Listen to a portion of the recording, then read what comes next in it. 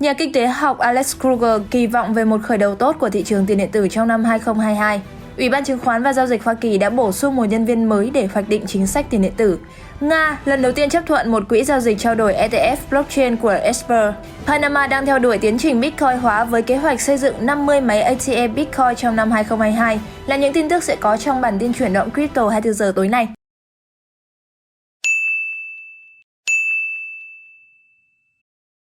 Một số nhà phân tích thị trường tiền điện tử đang làm nổi bật tiềm năng cho một tuần đầu tiên xanh trở lại trên thị trường tiền điện tử vào tháng Giêng như một phần của điều mà nhà kinh tế và nhà kinh doanh Alex Kruger gọi là hiệu ứng tuần đầu tiên của năm. Kruger đã chỉ ra trong một tweet vào ngày 29 tháng 12 rằng trong 4 năm liên tiếp qua, Bitcoin đã có một lợi nhuận tích cực trong tuần đầu tiên của tháng 1, dao động từ 7% đến 36% trong giai đoạn từ năm 2018 đến 2021. Vào năm 2021, BTC đã tăng từ 28.653 đô la lên 41.441 đô la trong tuần đầu tiên của tháng 1. Ngoài ra, triển vọng lạc quan này đến từ kỳ vọng của anh ấy về dòng vốn vào mạnh mẽ. Điều này dường như phù hợp với quan điểm của giám đốc điều hành Real Vision, Ray Paul trong một cuộc phỏng vấn trên YouTube. Anh ấy tin rằng việc bán tháo Bitcoin đã kết thúc và tháng 1 sẽ có một khởi đầu mạnh mẽ khi vốn tổ chức được tái đầu tư vào thị trường. Tổng tài sản được quản lý AUM để sử dụng cho các tổ chức tự quản được phân cấp DAO đã tăng khoảng 40 lần trong khoảng thời gian từ tháng 1 đến tháng 9 năm 2022. Theo dữ liệu từ nền tảng thống kê từ Deep DAO, tổng AUM cho kho bạc DAO được liệt kê trên nền tảng này đã tăng từ khoảng 380 triệu đô la vào tháng 1 lên mức cao nhất khoảng 16 tỷ đô la vào giữa tháng 9. Tính đến giữa tháng 12, tổng AUM đã giảm từ 28,1 tỷ đô la xuống còn 3,6 tỷ đô la chỉ trong 30 ngày qua. Sự tham gia của người dùng vào DAO đã tăng lên trong suốt năm 2021, với tổng số thành viên DAO và người bán mã thông báo được kiểm đếm vào khoảng 1,3 triệu vào tháng 12, đánh dấu mức tăng gấp 130 lần kể từ đầu năm. Uniswap, BitDAO và Lido Finance là 3 sàn hàng đầu về tổng số giá trị kho bạc ở mức lần lượt là 2,9 tỷ đô la, 2,4 tỷ đô la và 602 triệu đô la. Chủ tịch Ủy ban Chứng khoán và Giao dịch Hoa Kỳ SEC Gary Gensler đã bổ sung một nhân viên mới, người sẽ đưa ra lời khuyên liên quan đến hoạch định chính sách tiền điện tử và công việc liên ngành. Trong một thông báo hôm thứ Năm, SEC cho biết Corey Fraser sẽ tham gia vào đội ngũ điều hành của Gensler với tư cách là cố vấn cấp cao về giám sát của cơ quan đối với tiền điện tử. Fraser đã từng là nhân viên chuyên nghiệp của Ủy ban Ngân hàng Thượng viện, cũng như cố vấn chính sách cấp cao cho Ủy ban Dịch vụ Tài chính Hạ viện, cùng với các dân biểu Maxine Waters và Brad Miller. Việc bổ nhiệm Fraser có thể ảnh hưởng những thay đổi chính sách liên quan đến tiền điện tử của SEC. Esper, công ty được chính phủ Nga hậu thuẫn và là ngân hàng lớn nhất trong nước, đang tung ra một quỹ giao dịch trao đổi ETF blockchain. Quỹ có tên là Esper, nền kinh tế blockchain. Quỹ được thiết lập để giao dịch dưới mã SBBE và sẽ theo dõi chỉ số cùng tên được phát triển bởi công ty con của Esper là Esper CIB. Danh mục đầu tư của SBBE sẽ bao gồm một số công ty tiền điện tử hàng đầu thế giới, bao gồm sàn giao dịch tiền điện tử lớn nhất của Hoa Kỳ Coinbase, công ty đầu tư của Mike Novogratz, Galaxy Digital và nhà cung cấp phần mềm blockchain DigiIndex. Trong khi đơn vị tiền tệ của SBBE là đô la Mỹ, các nhà đầu tư sẽ có thể mua cổ phiếu bằng đồng rúp Nga trong ứng dụng SB Investor hoặc thông qua bất kỳ nhà môi giới Nga nào khác.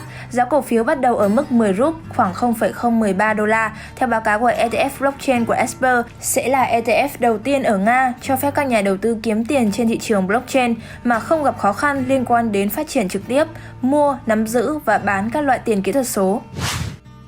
Tất cả các sàn giao dịch của Hàn Quốc bao gồm Upbit, Bithumb, Cropit và 20 sàn khác dự kiến sẽ thực hiện các biện pháp tương tự hoặc giống hệt như Conan trước ngày 25 tháng 3. Chính phủ Hàn Quốc đặt ra thời hạn cho các sàn giao dịch theo dõi chính xác các giao dịch điện tử trong và ngoài nền tảng của họ. Hôm qua ngày 29 tháng 12, sàn giao dịch Conan đã thông báo rằng họ sẽ từ chối các khoản tiền gửi từ ví cá nhân chưa được xác định bắt đầu từ ngày 24 tháng 1 để giảm nguy cơ rửa tiền. Quy tắc trao đổi cũng sẽ giúp cho quốc gia tuân thủ quy tắc du lịch của lực lượng đặc nhiệm hành động tài chính FATF theo dịch vụ tuân thủ chống rửa tiền AML. Quy tắc du lịch quy định rằng chính phủ các quốc gia phải đảm bảo các sàn giao dịch trong nước chia sẻ thông tin nhận dạng thực với các đối tác truyền tải hoặc phải đối mặt với các việc tăng cường giám sát AML hoặc CFT. Các quy định tuân thủ này đối với các sàn giao dịch là một phần của một loạt các hạn chế quy định đối với các sàn giao dịch tiền điện tử, bắt đầu với yêu cầu về tài khoản ngân hàng bằng tên thật cho tất cả người dùng. Binance, sàn giao dịch tiền điện tử lớn nhất thế giới, đã thông báo hôm thứ Năm rằng họ sẽ mua lại số cổ phần đang lưu hành còn lại của Swift, một nhà cung cấp thẻ Visa tiền điện tử nổi tiếng. Sự hợp tác mới sẽ giúp thúc đẩy hơn nữa việc áp dụng tiền điện tử bằng cách kết nối giữa tài sản fiat và kỹ thuật số. Việc mua lại Swift của Binance sẽ cho phép nó cạnh tranh với các nhà cung cấp tiền điện tử bán lẻ khác như PayPal và Mastercard, cung cấp các dịch vụ liên quan đến tiền điện tử tương tự. Theo thông tin, thì Swift sẽ quản lý chương trình thẻ và nền tảng công nghệ của Binance. Swift cũng hợp tác với các đối tác quan trọng để phát hành thẻ tại các khu vực và thị trường được ủy quyền.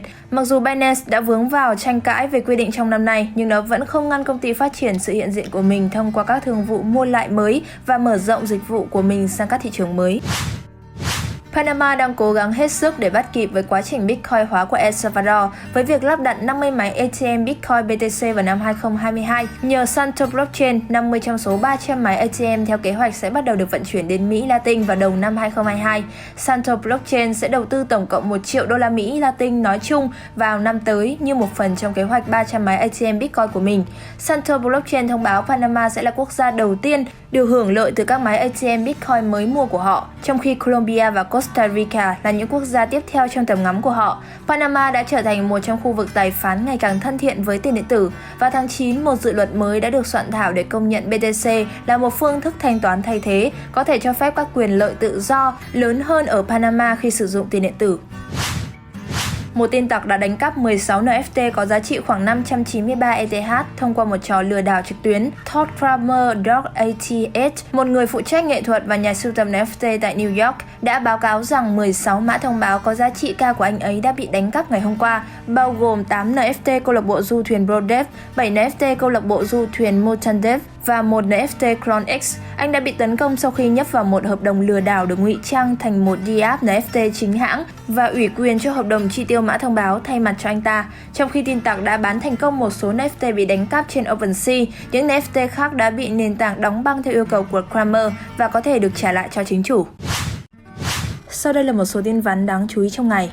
Một cặp voi tiền điện tử đã đầu tư khoảng 125.000 đô la vào tiền điện tử lấy cảm hứng từ meme Floki Inu. Sau khi sàn giao dịch tiền điện tử phổ biến BitTrue thông báo rằng họ sẽ niêm yết Floki Inu trong một cặp giao dịch với stablecoin USDT của Tether, dữ liệu từ Worldstats cho thấy 1,2 tỷ Floki tích trữ khiến cá voi tiền điện tử trở thành chủ sở hữu mã thông báo có ảnh hưởng, vì Floki lớn nhất hiện đang nắm giữ 51 tỷ mã thông báo, trị giá hơn 5,3 triệu đô la. Người lớn thứ hai nắm giữ Floki Inu trị giá 3,1 triệu đô la Mỹ.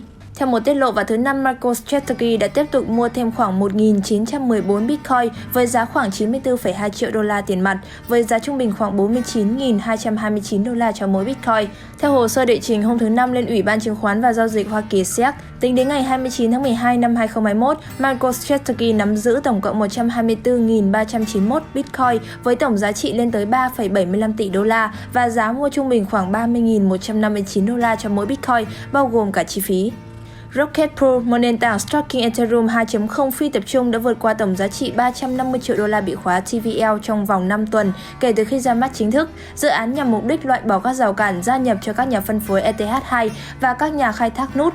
Nó cho phép bất kỳ người dùng nào có thể chạy một nút với giá 16 ETH, tương đương với 59.000 đô la. Người dùng có ít nhất 0,01 ETH cũng có thể staking tiền của họ và nhận được lợi nhuận.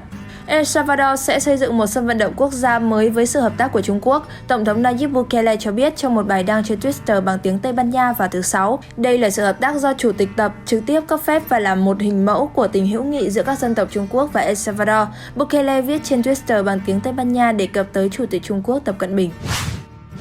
Thị trường tiền điện tử đã khép lại ngày cuối cùng của năm 2021 trong sắc xanh hy vọng. Vốn hóa toàn cầu lúc 5 giờ chiều nay là 2,33 nghìn tỷ đô la, tăng 3,3% so với 24 giờ trước.